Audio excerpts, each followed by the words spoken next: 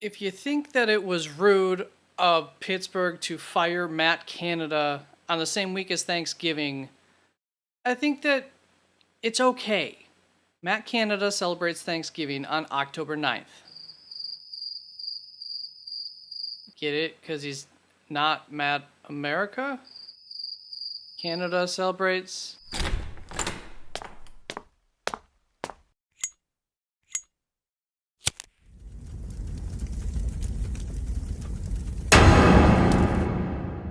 Welcome to the Fantasy Football Forge Thanksgiving week episode of your Week 12 rankings for both the quarterback and the tight end position.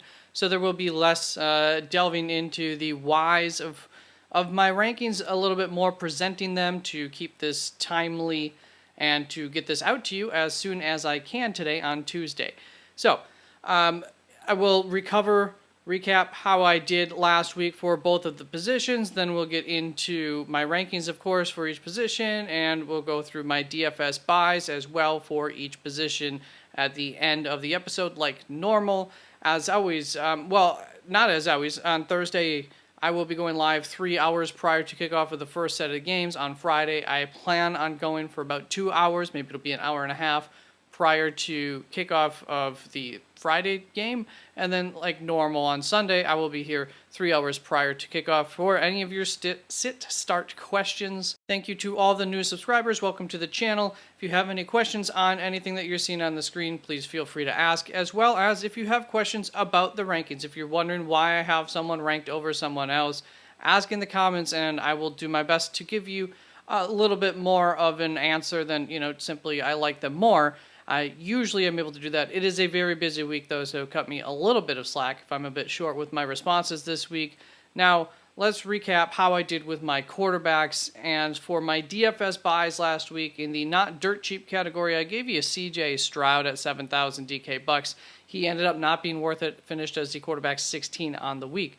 But the player that I went with in most of my lineups, Brock Purdy, in the cheapish category, I called it, only cost you $5,800, ended as the quarterback too. So I think that worked out really well. It was probably the best value of the week. I can't remember who was quarterback one. And then in the bargain bin, I gave you Russell Wilson at $5,200, finished as a quarterback 17. So compared to CJ Stroud, at least you only finished probably a point behind him or something, and saved yourself a bunch of money there. So in that sense, it worked good.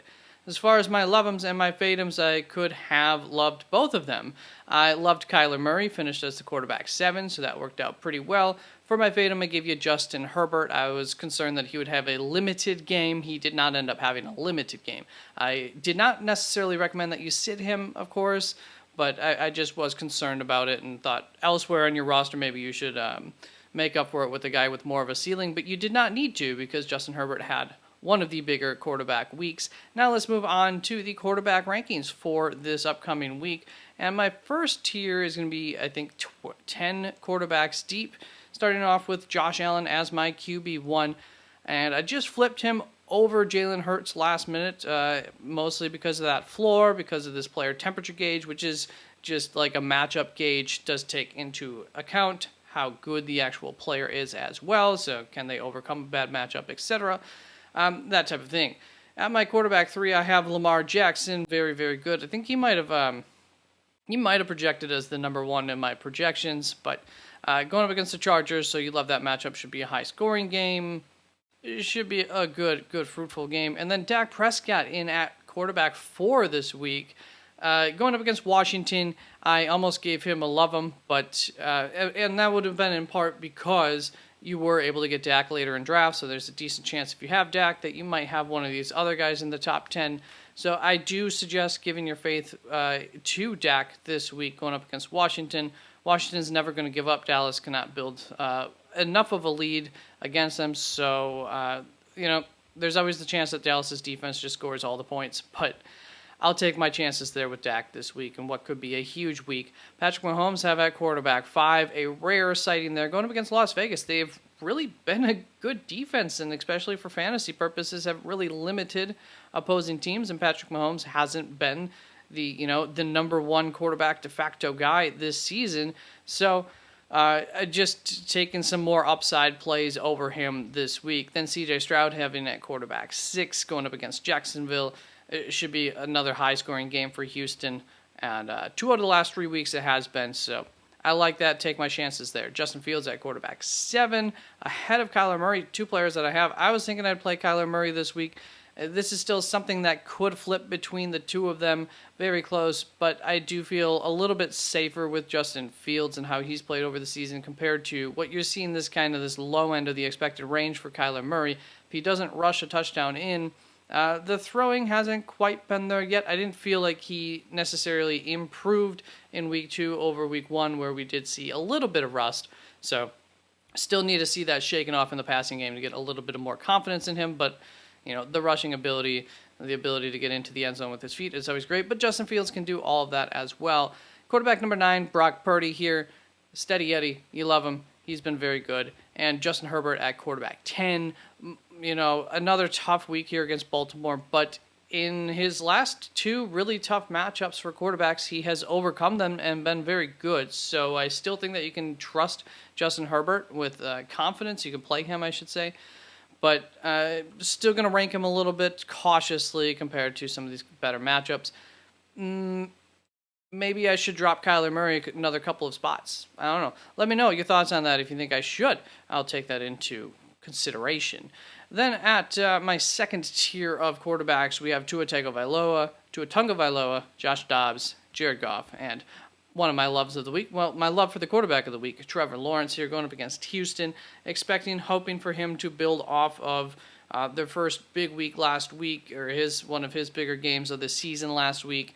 And I think that having Zay Jones back clearly helps that offense overall, helps Trevor Lawrence feel more comfortable with, even if it's not going to Zay Jones, his other targets, and just makes it tougher on defenses to defend everybody. So I'm going to give my faith to that to continue this week as I moved off of one of the obvious plays I felt in Dak Prescott. Other than that, Tagovailoa, really, really tough matchup against the New York Jets there, but that they could always get the best of them. Josh Dobbs over Jared Goff. Jared Goff going up against Green Bay once again. Have been overall very limiting to quarterbacks, and Detroit should be able to absolutely run the ball all day against Green Bay, and you really shouldn't need to pass. So it's just going to take one of those weird weeks where the running game works, gets you really close, and then they can't quite get it in, and Jared Goff ends up having to throw the ball into the end zone, or they decide to do some trick plays, and he ends up throwing touchdowns instead of them running the touchdowns in. But other than that, I just don't see much of an upside for Jared Goff this week. But also, he's been pretty darn good this season. And Josh Dobbs, Chicago, really, really good matchup there. Expect him to be able to take advantage of that probably pretty solidly. It's going to bring us to our third tier here. Jordan Love, Sam Howell, Baker Mayfield, Matt Stafford, Gardner Minshew. Just guys who I have a little bit of less faith in. Jordan Love he's been pretty good in fantasy overall and has a solid matchup here against Detroit. Just do concern about him just having a bad game, I think, is always possible. Sam Howell going up against Dallas. Could he throw a bunch of picks? Could he really struggle against the pass rush? Most definitely. Baker Mayfield against Indianapolis. He's been solid all season. It's a solid matchup, not excellent, so expecting another decent game from him. Thinking about pushing him up ahead of Sam Howell. And then Matt Stafford here going up against Arizona. Fade of the week for me, and the main concern is that he just hasn't done it in fantasy, despite this being a really good matchup against Arizona. I think it's a bit of a trap game. I'm going to take these other shots that I have ranked ahead of him over him, but I would play him over Gardner Minshew, obviously. Just concerned about Matt Stafford in what I think could be a trap game for fantasy purposes this week. Also, some guys a little bit banged up. If they're playing, are his receivers going to be at full health? That might not help either. And I think that Arizona plays the Rams pretty toughly, usually. That's going to bring us to the last tier that I'm going to show here, but you can find all of my rankings up on the website, www.theFFForge.com. They should be up there shortly if they're not up there yet. I apologize if they're not and you go to look at them, but I'll definitely get them up there before I go to bed tonight. Then Russell Wilson at quarterback 20, Derek Carr 21, Desmond Ridder, and Geno Smith. Just the guys who, like Russell Wilson, been somewhat on the same level of Baker Mayfield all season long, but he's going up against Cleveland, so I have much less confidence in that. and Derek Carr, the health issues, concerns, etc. Decent matchup there. Maybe I'll put him up ahead of Russell Wilson, actually, depending on the news this week. If I think they both have Sunday games. Desmond Ridder, Geno Smith. Geno Smith hasn't been great this season. Tough matchup. Can you trust Desmond Ridder? I don't think so. So that is it for what I'm going to show you of my quarterback rankings. Let's move on to my tight ends. We got to keep a little bit of mystery, and also I want to keep this as quickly as possible so you can spend as much time with family and friends this week as possible. On to my tight ends. My DFS buys of the week last week were Trey McBride at 4,400. Thought it was easy money. Finished as the tight end 11, so it did not end up being easy money. Discount bin, not that it's terrible to end up as tight end 11, but that doesn't really do much. Discount bin, I had Tyler Conklin at 2,900. This was before the news of trying to get Jeremy Ruckert more usage, but his usage wasn't really changed with that. So finished as a tight end 29. I was wrong there. And contrarian play, I gave you Logan Thomas at $3,700. Thought a good matchup. Gave you a whole bunch of reasoning behind that. He was the tight end 14 on the week, but he did lose a fumble. If he did not lose that fumble, he was the tight end 7 on the week. Got pretty good amount of usage, so that was promising to see him get targeted at a decent clip again. Then for my love him, I gave you Cole Kmet, finished as a tight end 25. My fade, I gave you Evan Ingram, finished as a tight end 19. One of those I was right, one of those I was wrong. Let's move on to the rankings this week. And my first tier starts off, of course, with Travis Kelce, but we'll just clip it one down. You know who it is going to be. It's TJ Hawkinson, of course. But look at those projections. They are closing in. TJ Hawkinson, won't be surprised if, depending on matchups and whatnot, if he is the de facto tight end number 1 moving forward for the rest of the season. It's looking like that's going to be a possible thing. Of course, Justin Jefferson coming in could tank that a little bit. So let's reveal my first tier. It's the 6 tight ends, the Studley 6, we'll call them, at least this week. My next 2 tight ends, 3 and 4 here, Dalton Kincaid, Trey McBride. You can trust them for one more week. Next week, things might start to get a little bit fishy with them. You know what? Scratch that. I did the waiver wire video. You'd think I would know this. I do know this. So Dawson Knox for Dalton Kincaid, it's not looking promising that he's going to come back. We'll see on Zach Ertz. That would damage where my value and my confidence on Trey McBride are. I will probably just move him down to like 7 without remembering exactly who I have there. But that is a concern for Trey McBride. We'll see if Zach Ertz ends up playing this week. I haven't really heard anything on it, and that's probably good for Trey McBride. Then, so those are my 2 loves of the week, going up against Philadelphia, Los Angeles Rams, 2 solid matchups for them, and of course, they both have been studs as of late. And I'm just going with the perceived better ceiling here with Dalton Kincaid. Then George Kittle in at my tight end 5 has climbed himself back into the top 6 here with some good weeks put together in a row. We know that he could just disappear at any moment, but solid matchup here against Seattle. Expect him to potentially take advantage of that, so I like it, and that is why I have him up ahead of Sam Laporta, but still not overly worried about him. He is the EV tight end number 4 on the season so far for me, which is high honors. He's been consistent overall. A couple of down weeks, that'll happen for tight ends. He could turn around at any point. Maybe not the best week for that to be turned around, but I'd still be starting him over these second-tier guys. So at tight end 7, we have Dalton Schultz, followed by Jake Ferguson, David Njoku, Evan Ingram, Cole Kmet, and Logan Thomas. As far as Dalton Schultz goes, going up against Jacksonville, good high upside matchup. Going to like that a fair bit for him. And Jake Ferguson going up against Washington. Another one of those games where maybe they don't end up needing to pass a whole lot, but I like it this week a little bit more than in previous matchups that we've had that over the past 2 weeks. Then David Njoku, I have it at tight end 9, going up against Denver defense. They've been pretty poor against tight ends overall. They have been a better overall defense as of late as well, but David Njoku got absolutely peppered with targets, and I don't necessarily expect that to change going forward. Evan Ingram, I do have concerns about. Dropped him. I think he was my tight end 7 until a little bit before starting to film. Dropped him down because with the return of Zay Jones, I am back to my initial preseason concerns for Evan Ingram, for really everybody in this lineup, which is that I thought they would probably be fairly inconsistent and hard to predict week in and week out. Most of all, tight end would get affected by that. And so that is why I do have him down a little ways, despite how good he has been all season, and it not being some bad matchup against Houston. Cole Kmet in at tight end 11. Similarly decent matchup as Houston is for tight ends. Just giving a little bit of faith to Evan Ingram yet going forward for at least 1 week here after Cole Kmet did not come through for me last week. And Logan Thomas is still, I think, a near must start based on what he's provided for you all season. But he is going up against Dallas. Not super promising, but the tight end position is one where you might see the ball get thrown to more against Dallas just in order to help offset that pass rush.